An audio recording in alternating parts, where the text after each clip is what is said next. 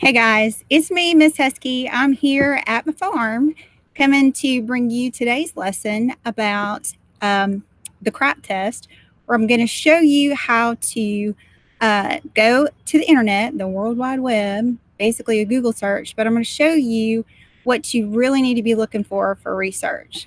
So let me go ahead and show you this little presentation, which I will share. Okay. So when you're looking at a website, it's I mean, a lot of you will go to the internet, you type something in to Google search, and you get a whole bunch of just stuff. So this is a really good quote by Michael Kapoor. Getting information off the internet is like drinking from a fire hydrant. It's pretty much true. There's so much information out there. How do you sift through it? Um, I'm going to show you this little acronym that will help you kind of go through your sources to make sure that they're accurate, because you don't know who's actually writing this information unless you do the CRAAP test. That's why we're going to apply it. And the CRAAP test, basically, this acronym, CRAAP, one of my favorite words, stands for currency, relevance, authority, accuracy, and purpose. So let's go to the first one, currency. Obviously, you want to make sure that it's kind of a current source. So let's say if sources were cars, look at this car right here, this old rusty car. This is like a metaphor for information that's seriously, past its prime. At one time, it was probably really good, but it's so old now that it's rusty, it's abandoned, and totally out of date. So you don't want to use out of date information. Look at this one, this new car. Information, it's like current research, especially if you're doing something that is scientific or has to do with any of the sciences, medical advancements. You want to have your research that's within that calendar year. And considering new innovations, actually, it's a pretty good idea to sort your information from newest to oldest. But then for literary research, look at this one. I love this car. It's a classic car. Think about it this way. When you're talking about writing about literature, literature is timeless, just like this car. It is timeless and quite pricey too. But a well-maintained car, this is a source that may have been written many, many years ago, but it's still considered to be a core work on the subject. You'll encounter sources like this often in humanities, social sciences, and you really have to kind of consider, is this a viable source, especially when you're talking about literature? Okay, so we want to check the dates. Usually the dates are going to be at the top, or most often they're going to be at the very, very bottom of that page. And then you also want to make sure you're going to check the links. If the links are broken or there's a bunch of redirects, it could be really suspicious. Okay, so let's take this example. Okay, Clonaid, pioneers in human cloning. Okay, look down here. If you see that copyright date, it says 2009. That's 11 years ago. So let's look. Let's look at peer services. Let's look at this first link. So you see right here where there's this picture is missing. You've got a hyperlink right here that says contact form. Oh, look, it's no longer there. If you haven't figured it out yet, this is a bogus website because cloning is currently against the law in the United States. So the second part of CRAAP, the second letter actually is relevance. You want to make sure that your information is relevant to your topic.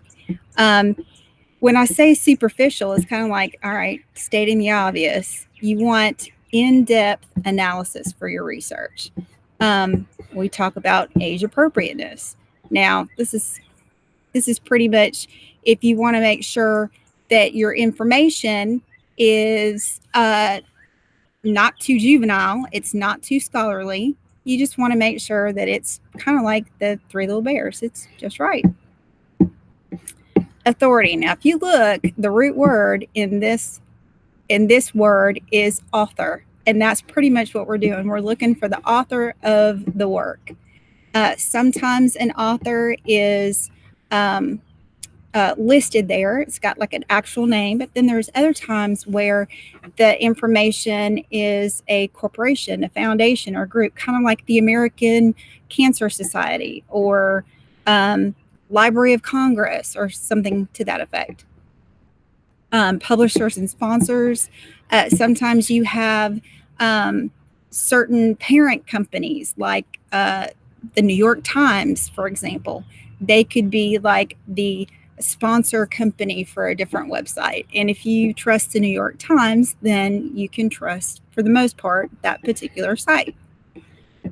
But what makes that author qualified or an expert? So you think about it this way. If you're looking up a site and it may not say that it's a blog, or it may say, but the mommy blogger who loves to read, is she a reliable source that you can cite for a literary paper? No. Who would be a qualified author or an expert on the topic? If you're looking for something in the medical field, well, obviously a medical professional would be a reliable source. If you're looking for something in the literary field, maybe a professor whose expertise is in that particular form of literature. Maybe it's American literature or early American, something to that effect. So, also contact information. Most of the time, you can find this information at the bottom. It may have a phone number, an email address, a actual physical address, and these are some of the things that you want to look for.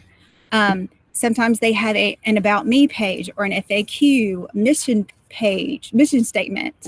So let's look at this particular example, justfacts.com. So if you look right here, you've got right at the top, about us. Let's go ahead and click there. So they even have a mission statement. It's a nonprofit institution dedicated to publishing comprehensive, straightforward, documented facts that are the exact standards of credibility. So in other words, this particular standards of credibility is what they use to determine what's fact and what's not. It talks about, these are some of the organizations that they have served. These are the actual standards of credibility that they're talking about. Comprehensive, primary sources. That's really good. Raw data, clarity, balance, because they don't want it to be biased in any way.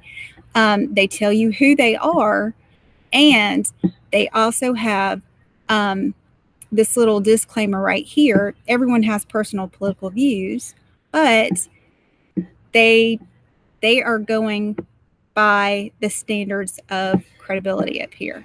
That's what they're looking for. So that kind of looks legit. We've got some contact information, copyright 2020. That's like very current, as current as it could be. So if you're looking at that particular site, and we just did the CRAAP test with it, that's a pretty good site. You want to look at the domain. I'll tell you something that maybe you don't realize how many domains there already are, but there is a huge myth that if it's a .edu or a .org that they're always reliable.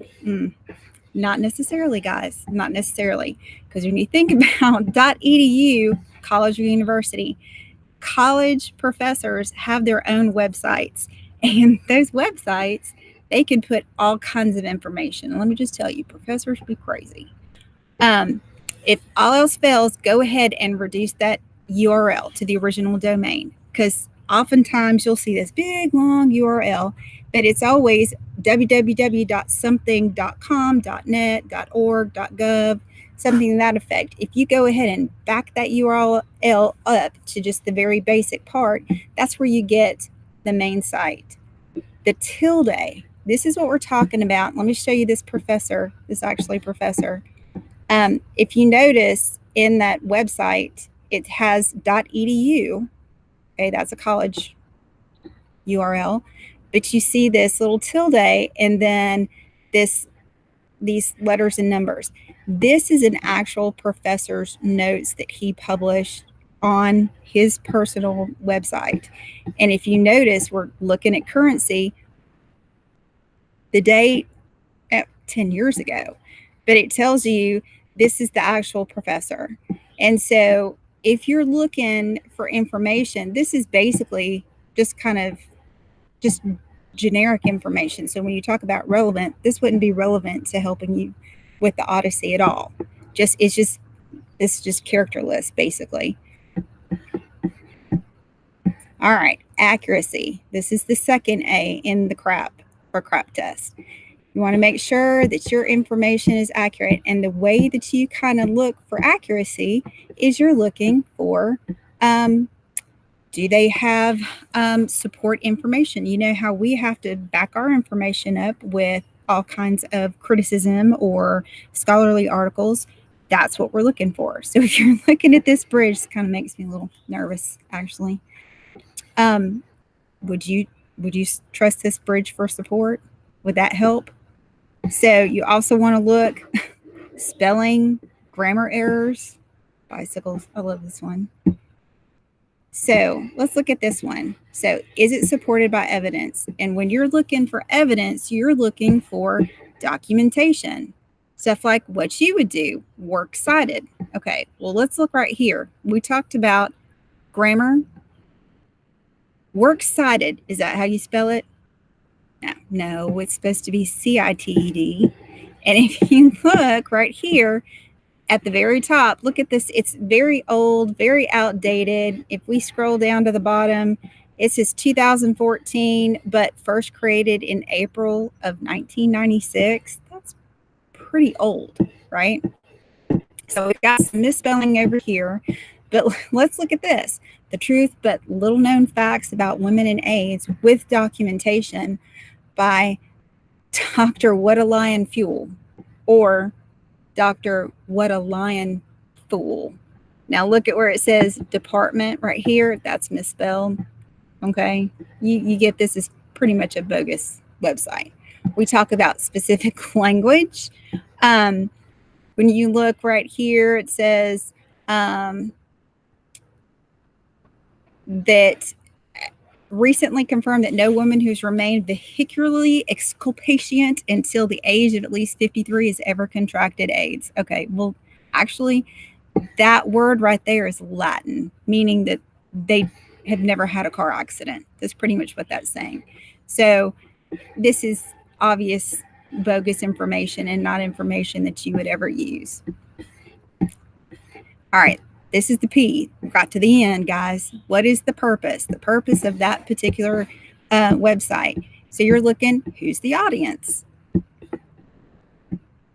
do you think the audience is for a certain site? Does the point of view appear objective, impartial, unbiased? So let's look at this particular article right here. Okay. Y'all may know this, but if you look, this was actually today at 10:39 this morning. Furloughed SeaWorld orca trying to make ends meet by picking up a Trader Joe's shift. Now it looks legit. Got the orca right there. I mean, he looks like he's checking this little guy out. But if you go and say, okay, well, this is current. All right, so let's look and see if we can find some information about this particular site. Okay. Can we find information? Where's the information? About us? Do you see an about us? What do we do? Let's look at this about. Here we go. So this was done in 1996. It's the world's leading news publication. Highly acclaimed, universally revered coverage of breaking national news. Rising from humble beginnings as a print newspaper in 1756. Guys, if you know your history, there was no print. The printing press wasn't even invented then. The Onion enjoys a daily readership of 4.3 trillion. Seriously, guys, there's probably about I think it's like 7.8 billion people, not trillion people. So obviously this is bogus. But if you look here, towering standard of excellence, let's scroll down. Basically, this is a satire website. It's all about publishing satire. If you look for the purpose of this, it's basically to entertain. What if I want to sue the Onion? Please don't. The policy, and there's even a portion on here that says that this site is really not suitable for young children. So that's not something that we would actually use side of paper, although it looked like a regular news site. All right, so when you're looking for the purpose. What is the purpose? So remember PIE: persuade, inform, or entertain. So these are the three types of websites. So if you have a website that's looking to persuade you to do something, inflammatory language, they've got some opinions, they're constantly soliciting donations, or they're trying to sell stuff to you. Take, for example, this one, PETA. Okay, look, I love some animals too. I'm not even gonna lie, I've got a whole bunch of them here on the farm, but become a membership, look, donate now, make a donation. And this is a really good example of a website that's out there just to kind of persuade. They're very biased. And there's a lot of inflammatory language, and especially in some of the titles that they have for their articles. So obviously that's not a legit website that you would use to cite information unless you were just trying to explain the extremism of PETA. The I in PIE: inform, neutral, professional, very, very factual, maybe some case studies, experiments. For example, Library of Congress, digital catalogs. There's a whole bunch of stuff. Here's a library, stuff that you are free to use. It's very factual. You can tell that this is strictly for educational information purposes. This last one, entertain, yeah, we kind of like that one.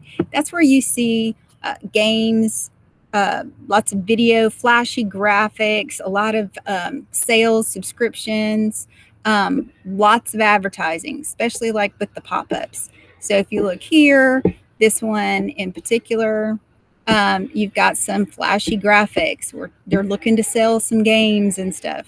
Okay, here's a Nintendo Switch, and they're giving you some information, but there's also, here's some games, and this is all, well and good for just the average gamer who's looking for the latest and greatest, but this is not exactly a site that you would want to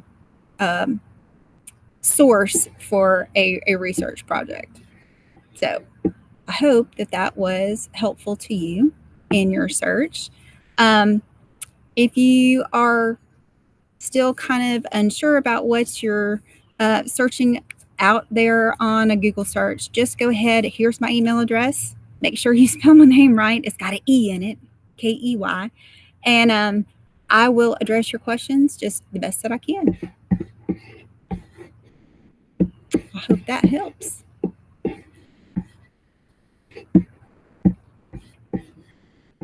So there it is, folks. That was the CRAAP test. Again, if you have questions, feel free to email me at my school email address. I will walk you through it. I can even schedule a little one-on-one or small group Google Meet with you guys, and I can help just kind of take you through whatever you need. That's what I'm here for. All right. Thanks a lot, guys. I really, really love it.